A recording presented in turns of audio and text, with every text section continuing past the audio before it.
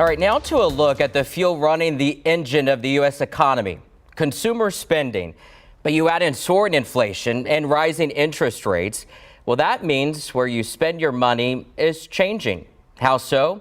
We're here to break it down, and to give us insight is Ryan Bailey. He's Senior Vice President and head of the retail banking at USAA. Of course, they serve military members, veterans, and their families. First off, Mr. Bailey, good morning to you. Thank you for being with us.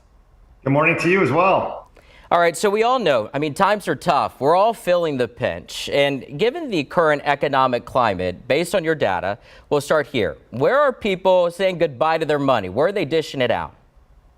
Well, we look at it in two different ways. We look at it in discretionary spending and non-discretionary spending. And those categories in non-discretionary are such as gas prices and groceries. And those areas is really where they're spending money. In fact, gas prices are up, spending is up 21% year over year. Absolutely. I think gas and groceries are the two biggest things. We've seen reports that Americans are falling more in debt, and to pay for all of these things, I understand more people are swiping their credit cards. Explain.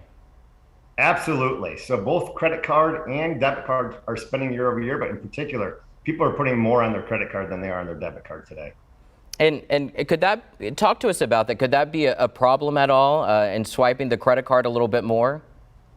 Well, I think what's happening is you're seeing people starting to spend more on their credit card. With the stimulus payments coming in last year, we saw a significant amount of money both happening in spending, but in particular in savings.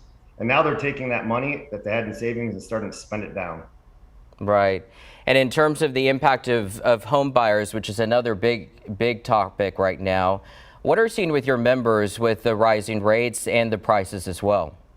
Yeah, as rates have been rising, applications have been down significantly, especially the last several months. So we're seeing a pullback there. But in particular, inventory is still tight, so we need that inventory to really increase. We're starting to see slow signs of it coming back.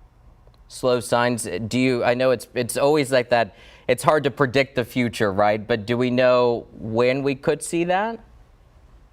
Well, I think you'll slowly see it. I think it'll take a long time for inventories to build back, but I don't have a crystal ball for the future of when that exactly will come back. No, I completely understand. I always have to ask that question, even though I know it is hard to predict. But I think for a lot of people at home, and when we talk about the impact of gas, we talk about the impact of groceries and what we're paying. What are some ways that could best navigate all of us through these times, which are certainly challenging? I think we have to get used to the not having the stimulus payments coming in anymore and really adjusting our spending back down to normal levels. I also advise you to pay off your credit card every month instead of building those balances up on your credit card. That is always good advice.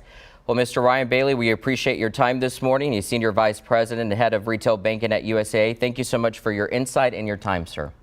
Excellent. Thanks for having me on. Thank you. Have a great Sunday. You too. And on that